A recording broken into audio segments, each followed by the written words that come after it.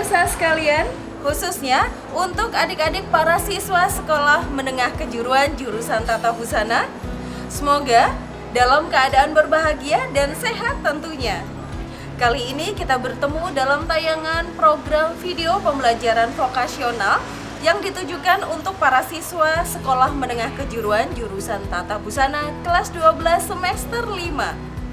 Kali ini kita akan belajar mengenai cara membuat basti sebagai pakaian dalam atau gaun malam. Setelah menyaksikan tayangan video pembelajaran vokasional kali ini, adik-adik para siswa sekolah menengah kejuruan diharapkan mampu untuk menyiapkan alat dan bahan yang akan digunakan dalam pembuatan analisis basti. Kemudian, adik-adik diharapkan mampu untuk membuat analisis desain basti sesuai kriteria kerja dengan mentaati K3, yakni keselamatan dan kesehatan kerja. Kemudian, adik-adik siswa sekolah menengah kejuruan jurusan Tata Busana diharapkan mampu untuk menyiapkan tempat kerja, alat, dan bahan yang akan digunakan dalam pembuatan basti. Lalu adik-adik sekalian diharap tentunya mampu untuk membuat basti sesuai kriteria hasil dengan mentaati K3, yaitu keselamatan dan kesehatan kerja.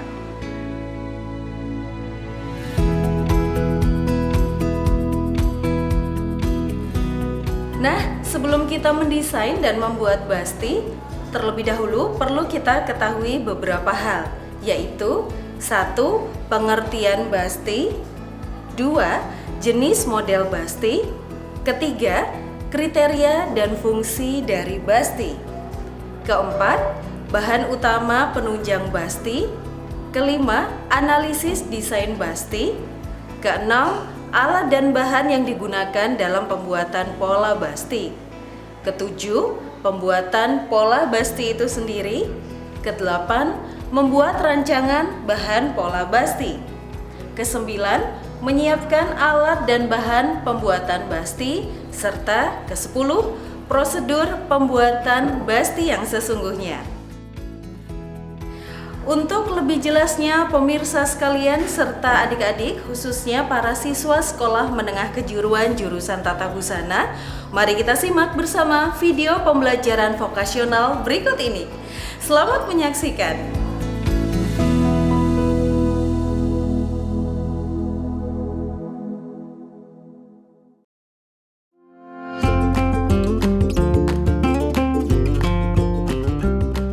Basti merupakan bagian dari pakaian dalam yang terkenal karena variasi bentuknya sejak awal abad ke-19.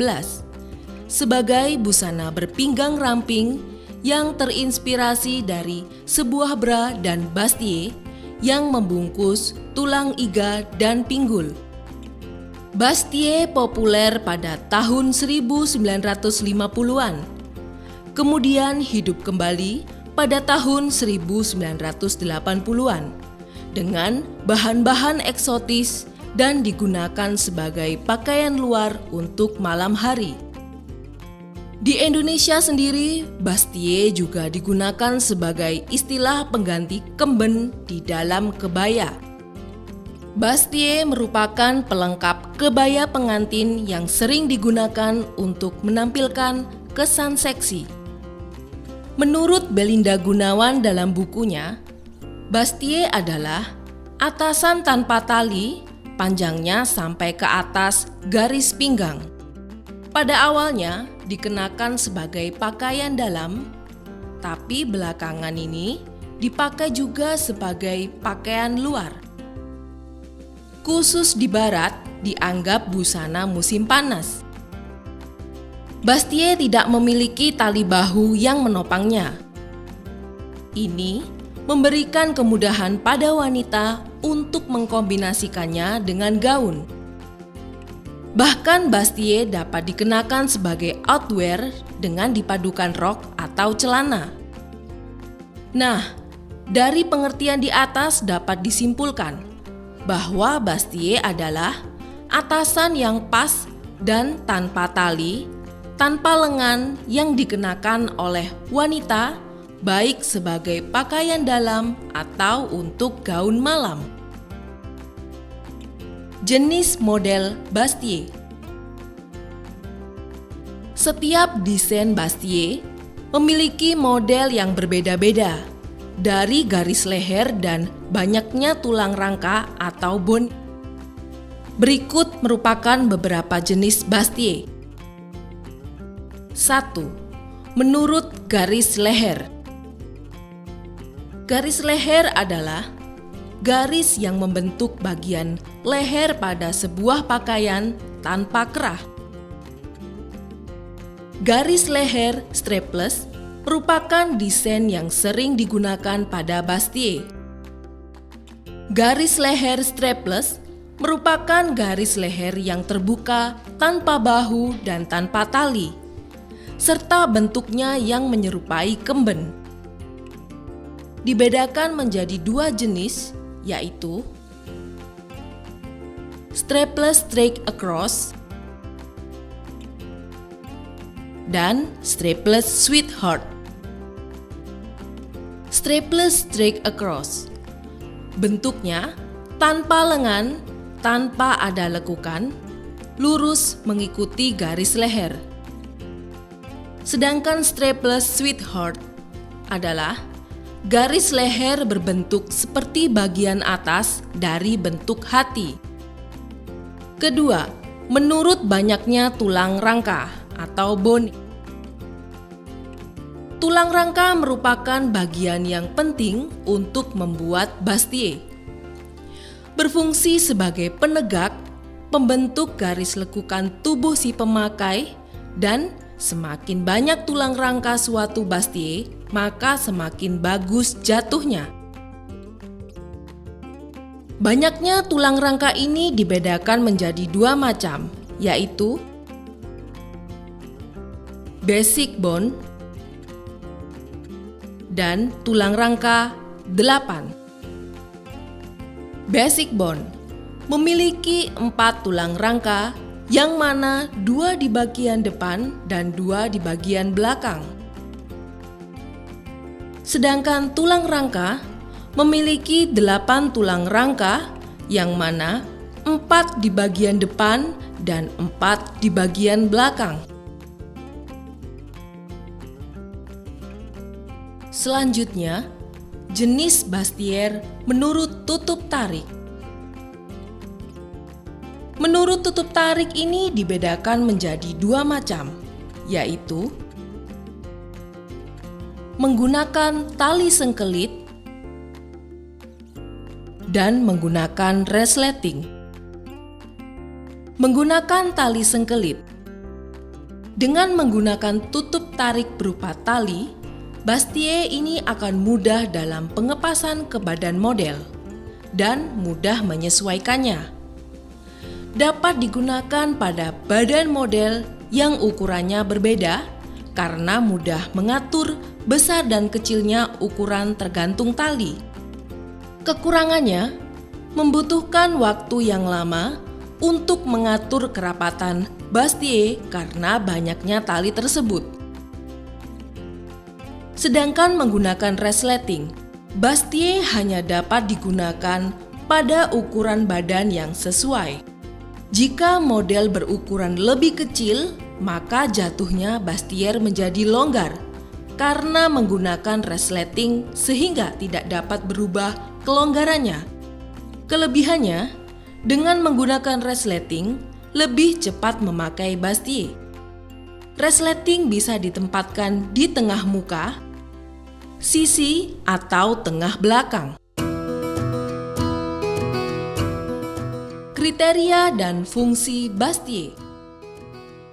Fungsi bustier adalah untuk memberi bentuk busana bagian atas sehingga dapat memperbaiki bentuk pinggang, perut, dan panggul. Bustier diperlukan terutama jika memakai blus dengan bahan yang tembus terang. Biasanya dipakai ketika orang berkebaya pada acara resmi maupun setengah resmi. Kriteria bustier yang sering digunakan adalah 1. Bahan yang digunakan berkilau atau berkesan glamor. 2. Desain yang sederhana dengan kombinasi warna, bentuk strapless, dan garis hias. 3. Tidak bertali dan berlengan. 4. Pas badan, dan agar kain bagian atas tidak turun ke bawah, maka diberi kawat pengeras depan dan belakang. Bahan utama dan penunjang bustier.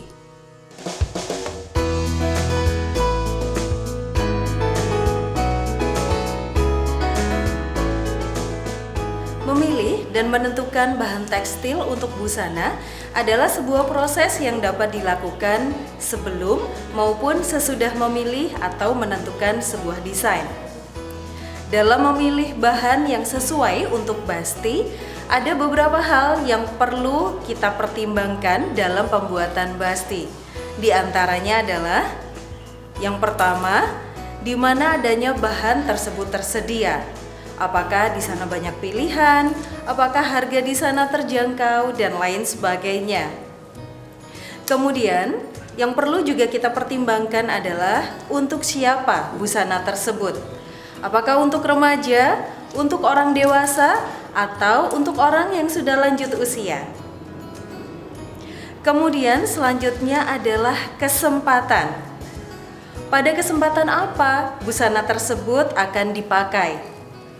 Pemirsa dan juga adik-adik sekalian, berikut ini adalah beberapa contoh bahan yang bisa digunakan untuk membuat basti.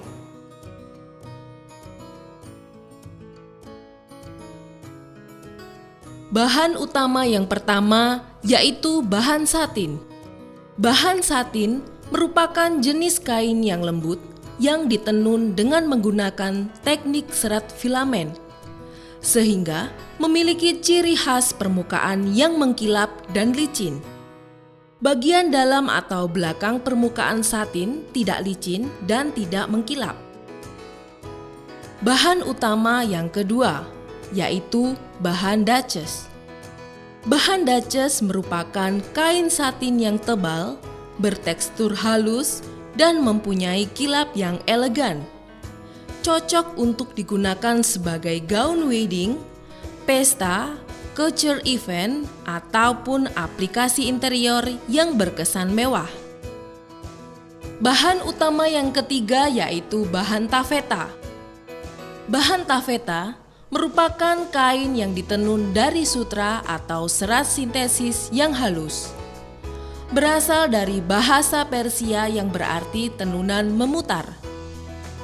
Kain jenis ini sering dianggap kain mewah karena cocok digunakan untuk gaun pesta dan pernikahan. Bahan utama yang keempat yaitu bahan satin velvet.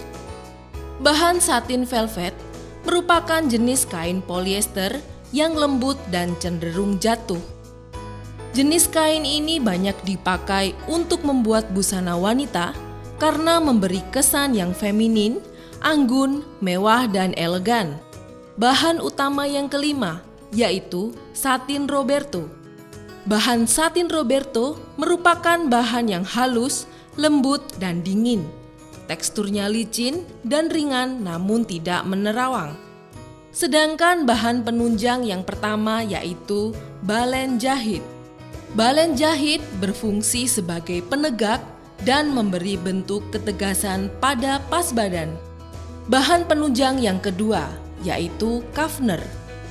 Berfungsi melapisi bagian badan muka, memberi bentuk pakaian, dan memperbagus jatuhnya bahan.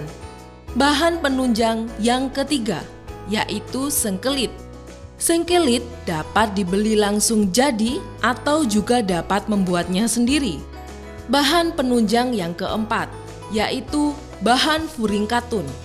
Bahan furing katun digunakan sebagai bahan pelapis yang memiliki ciri yaitu lembut, licin, tipis, ringan, dan higrokopis sehingga sejuk saat dikenakan. Bahan penunjang yang kelima yaitu resleting. Resleting digunakan sebagai alat penutup pakaian yang menyambungkan dua sisi kain. Analisis desain bustier.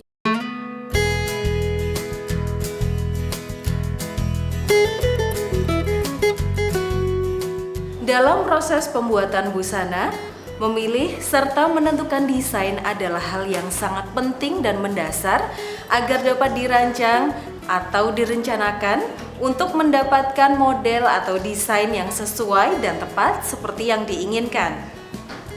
Sebelum sampai kepada pembuatan pola, terlebih dahulu kita menentukan desain atau model batik. Selanjutnya dibuat desain sajian dan desain produksi. Berikut ini adalah beberapa contoh dari desain sketsa, desain sajian, dan juga desain produksi. Desain sketsa. Desain sketsa adalah desain busana yang berupa gambaran atau draft yang diselesaikan dengan pensil hitam, pena, atau alat tulis lainnya. Sedangkan desain sajian adalah desain yang dibuat dengan warna yang sesuai dan dilengkapi dengan contoh bahan dan perlengkapannya dengan tujuan untuk promosi. Desain produksi 1. Desain produksi 1 yaitu desain busana yang menjelaskan detail bagian busana yang diperlukan dalam pembuatan produk. Desain produksi 2, yaitu desain busana yang menjelaskan ukuran yang diperlukan dalam pembuatan produk busana. Alat dan bahan yang digunakan dalam pembuatan pola bustier yaitu 1. Alat pembuatan pola terdiri dari penghapus, pensil, pena, atau alat tulis warna merah, biru, hijau, dan hitam, penggaris pola, penggaris skala, lem, dan gunting. Sedangkan bahan pembuatan pola terdiri dari 1. Kertas doorslag warna merah, warna biru, dan warna hijau. 2. Kertas coklat. Ketiga, kertas HVS putih. Pembuatan pola bustier sesuai desain. Cara mengambil ukuran dengan sistem Indonesia oleh Pori Mulyawan. 1. Lingkar leher. Diukur sekeliling batas leher dengan meletakkan jari telunjuk di lekuk leher.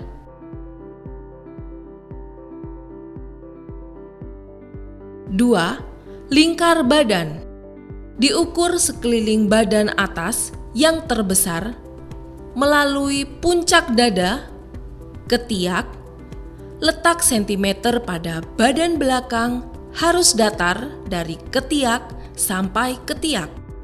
Diukur pas dahulu, kemudian ditambah 4 cm atau diselakan 4 jari.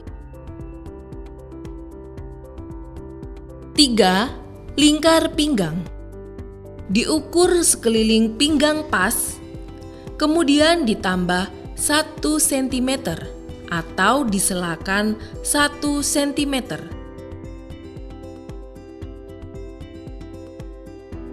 Keempat, lingkar panggul. Diukur sekeliling badan bawah yang terbesar tambah 2 cm, sebelah atas puncak pantat dengan sentimeter datar, diukur pas dahulu, kemudian ditambah 4 cm atau diselakan 4 jari. 5. Tinggi panggul. Diukur dari bawah ban petar pinggang sampai di bawah ban sentimeter di panggul.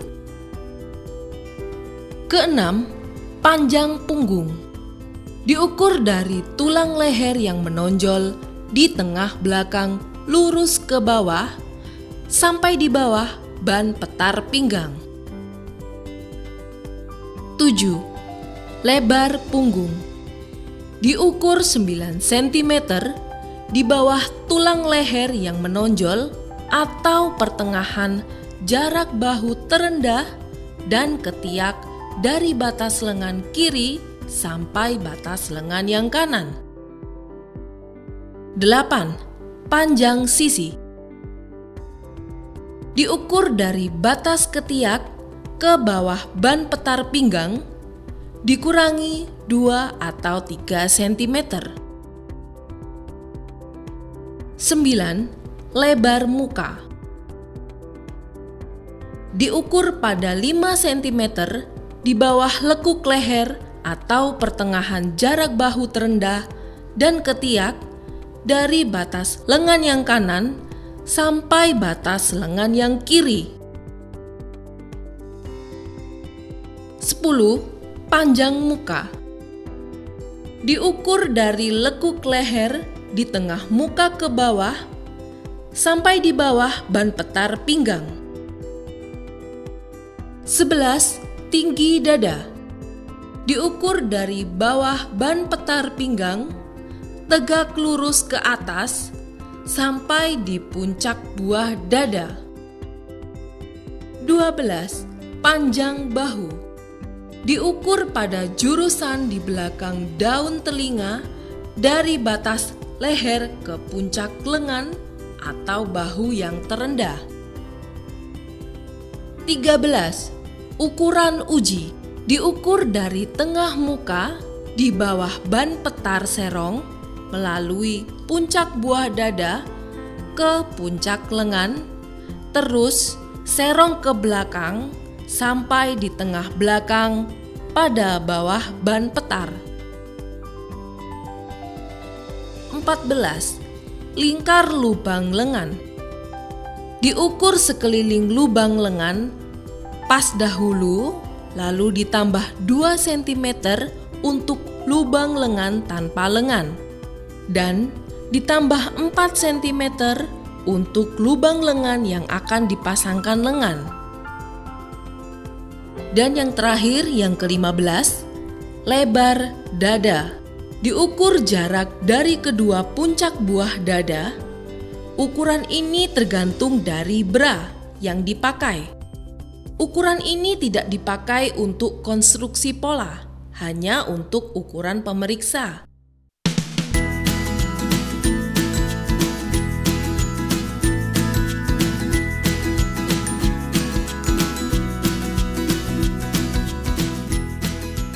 Para siswa, sebelum membuat pecah pola Basti sesuai desain, pastikan sebaiknya sudah menyiapkan pola dasar terlebih dahulu, yaitu pola badan. Kemudian, pola dasar menggunakan pola sistem Pori Mulyawan karena lebih mudah dalam menerapkan pecah Basti. Berikut daftar ukuran yang diperlukan dalam pembuatan pola dasar Basti sesuai desain.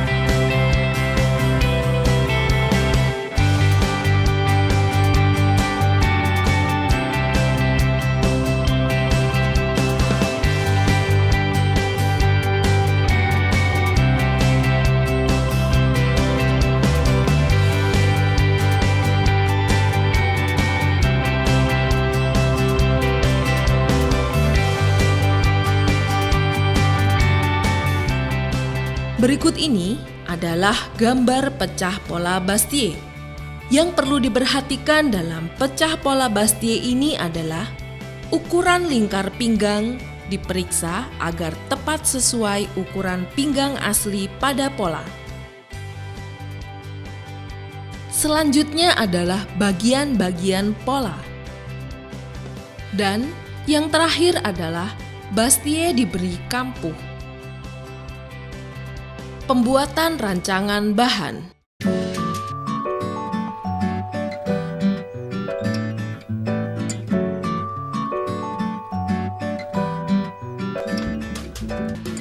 Pemirsa, khususnya untuk para adik-adik siswa sekolah menengah kejuruan jurusan Tata Busana, sebelum membuat sebuah basti, tentunya kita harus memperhatikan rancangan bahan terlebih dahulu. Nah, apakah yang dimaksud dengan rancangan bahan tersebut?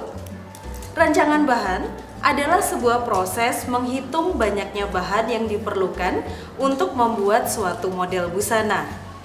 Misalnya, rancangan bahan dibuat dalam ukuran skala 1:4 dan guntinglah sesuai dengan pola yang sudah dipecah, termasuk kampuh dan juga kelimnya.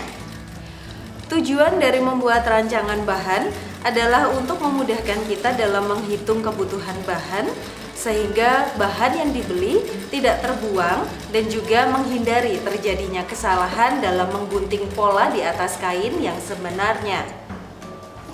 Penting untuk diketahui hal-hal apa saja yang diperlukan pada waktu merancang bahan, yakni 1. Sebelum pola diletakkan di atas bahan, harus digambar dahulu arah serat, kode busana dan juga tanda-tanda pola lainnya. Kemudian yang kedua, meletakkan pola pada bahan harus sehemat mungkin, ditinjau dari segi ekonomisnya.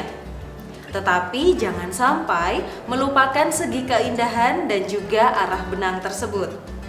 Ketiga, letakkan pola yang ukurannya besar terlebih dahulu, kemudian letakkan pola yang kecil-kecil. Keempat, model asimetris sebaiknya bahan dirangkap dua supaya sama bagian kiri dan kanan. Berikut contoh rancangan bahan pola Bastie.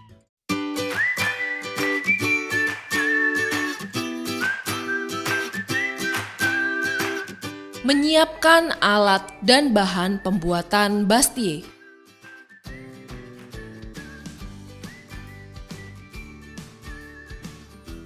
Adik-adik para siswa sekolah menengah kejuruan, sebelum kita mulai menyiapkan alat dan bahan dalam membuat basti, terlebih dahulu kita perlu mempersiapkan tempat kerja. Tempat kerja adalah bagian penting dalam suatu usaha yang berpengaruh pada kenyamanan serta keselamatan kerja, baik itu para siswa atau juga pekerja. Keadaan atau suasana yang nyaman dan aman tentu akan menimbulkan semangat produktivitas kerja. Tempat kerja harus sesuai dengan kebutuhan dan peralatan kerja dan harus tertata secara rapi serta efisien. Nah, siswa sekalian, ada beberapa hal yang harus diperhatikan dalam mempersiapkan tempat kerja. Apa sajakah itu? Yang pertama, sirkulasi udara haruslah memadai, sehingga kelelahan menjahit tentu tidak bertambah. Yang kedua, penerangan harus cukup dan tidak hanya tergantung dari mesin saja. Kemudian yang ketiga, dari tempat duduk. Tempat duduk untuk menjahit dipilih kursi dengan sandaran yang lurus tanpa tangan. Kemudian yang keempat, alat-alat jahit harus tertata dengan rapi dan disimpan pada tempatnya, serta dipelihara secara efektif, karena apabila terjadi kerusakan, segera melapor pada petugas MR atau Maintenance Repair. Yang kelima, selalu memperhatikan kebersihan seluruh area kerja, seperti area tempat kerja harus bersih dari potongan-potongan benang dan juga perca-perca kain. Kemudian, tempatkan bak sampah di sisi para pekerja atau siswa. Ketujuh, barang-barang pribadi harus disimpan pada saat tidak digunakan. Kedelapan, bersihkan lantai dari cairan seperti minyak atau air. Kesembilan, Bersihkan selalu mesin jahit kalian dari debu dan juga sisa-sisa benang atau bahan. 10. Tanda peringatan dan bahaya harus selalu nampak tertulis. Kemudian ke-11, siapkan perangkat P3K. Langkah selanjutnya, siapkan selalu busana kerja kalian. Lalu, yang ke-13, letakkan perabot dengan teratur sehingga cukup ruang untuk gerak. Dan yang terakhir, langkah ke-14, siapkan tempat penyimpanan bahan dan alat untuk menjaga keamanan, seperti misalnya lemari dan gudang. Setelah mempersiapkan tempat kerja, selanjutnya mempersiapkan alat dan bahan. Alat dan bahan dibagi menjadi 3, yaitu 1. Alat menjahit pokok. Alat menjahit pokok merupakan peralatan menjahit utama yang pertama kali harus dipersiapkan karena digunakan secara langsung pada proses menjahit, antara lain mesin jahit high speed. 2. Alat menjahit pendukung. Alat menjahit pendukung adalah semua peralatan menjahit yang secara tidak langsung membantu dalam proses jahit-menjahit. Dengan bantuan alat-alat penunjang ini, maka dapat memperlancar dan mempermudah pekerjaan menjahit. Di antaranya, 1. Alat mengukur, yaitu pita ukuran dan penggaris pola. 2. Alat memotong, yaitu gunting kain dan gunting benang. 3. Alat menanda pola, yaitu kapur jahit, karbon jahit, dan radar. 4. Alat penunjang, yaitu jarum tangan, jarum pentul, dan pendedel. 5. Attachment, yaitu sepatu mesin. 6. Alat pengepresan, yaitu setrika, papan setrika, dan bantalan. Serta yang ketiga, bahan. Bahan yang diperlukan diantaranya kain Dutches, bahan pelapis seperti kafner, dan benang jahit.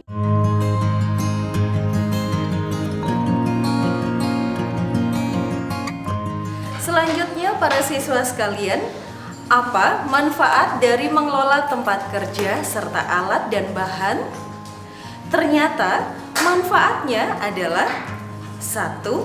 Tempat kerja menjadi lebih teratur dan efisien, serta proses diversifikasi produk menjadi mudah. Yang kedua, tentunya memotivasi para siswa sekalian untuk senantiasa aktif. Ketiga, meningkatkan produktivitas kerja sehingga menghasilkan produk yang baik. Dan yang terakhir atau keempat, mengurangi kecelakaan di tempat kerja.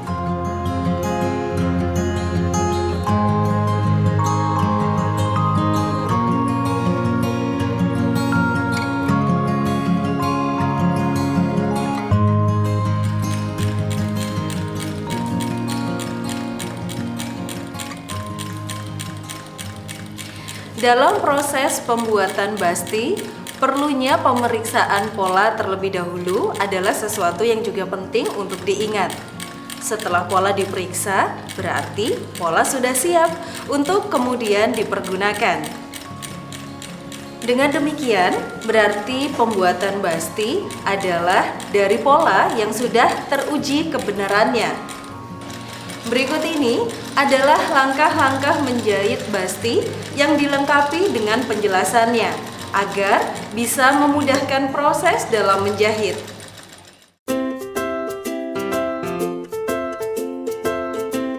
Menata pola di atas bahan. Yang pertama, sebelum pola diletakkan, pastikan bahwa kain yang digunakan adalah kain dengan kualitas baik.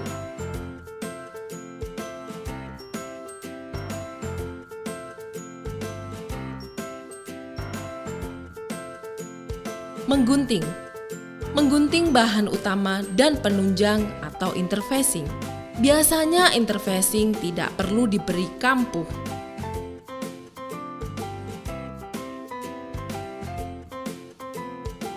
Kedua, menyusutkan bahan. Menyusutkan bahan dengan cara disemprot dengan air sampai lembab, kemudian disetrika. Mengepres interfacing. Caranya, teknik penyetrikaan dilakukan dengan menggosok pada bahan atau busana pada satu arah, sesuai serat bahan lungsin atau mengikuti panjang kain. Hindari menyetrika pada arah lebar kain, karena dapat menyebabkan bahan atau busana menjadi melebar.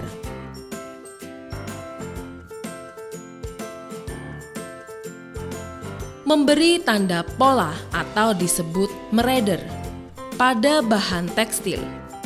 Caranya, garis yang dijiplak haruslah tepat. Menyatukan dan menjahit masing-masing potongan bagian bahan utama dan lining kecuali tempat tutup tarik.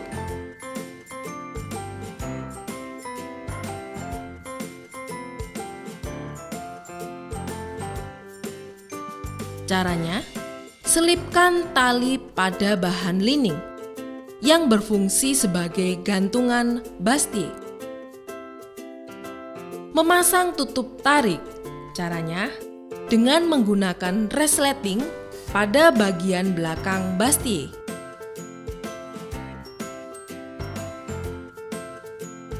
Memasang bagian tulang rangka atau bone. Caranya, pertama, menggunakan balen jahit di setiap bagian kampuh bahan utama bustier selebar 1 cm. Dijahit dari atas terus ke bawah. Kemudian, isi sela jahitan pada kampuh tersebut dengan balen jahit. Balen hanya sebatas kampuh dan batas kelim.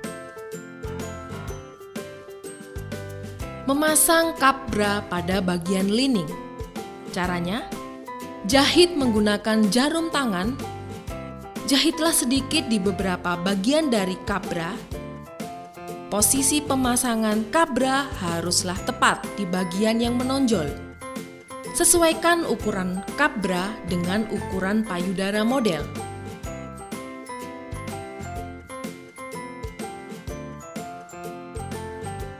Menjahit bagian atas badan. Caranya, tipiskan kampuh kemudian digunting cekris. Beri jahitan tindas yang mana kampuh berada di bagian lining. Balikan bustier yang sudah terlihat bentuknya, kemudian dirapikan. Menyelesaikan kelim bawah bustier. Caranya, naik 1 cm, kemudian dijahit menggunakan tusuk sembunyi atau flanel.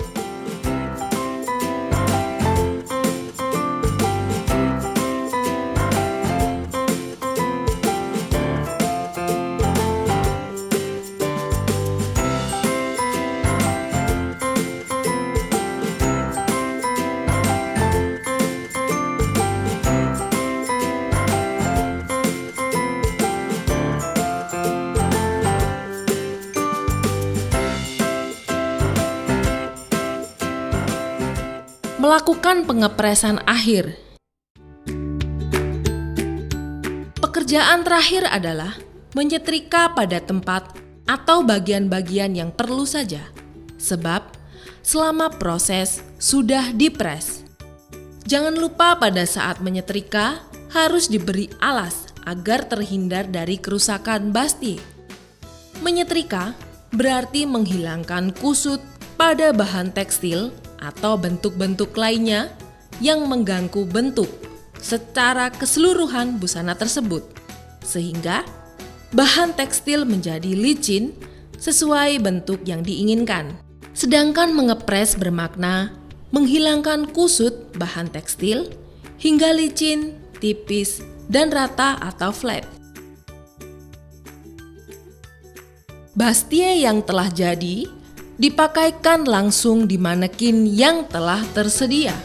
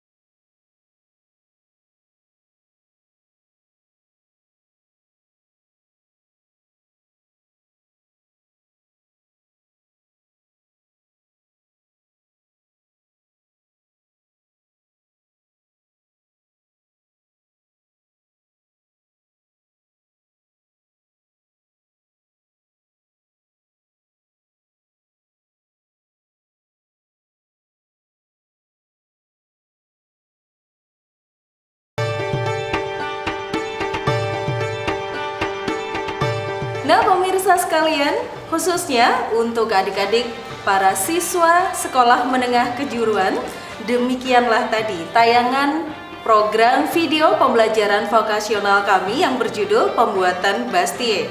Semoga tayangan video pembelajaran kali ini bisa memberikan banyak manfaat untuk kita semua tentunya, khususnya untuk para adik-adik siswa sekolah menengah kejuruan jurusan Tata Busana. Terima kasih telah menyaksikan tayangan kami dan sampai jumpa kembali di tayangan kami berikutnya.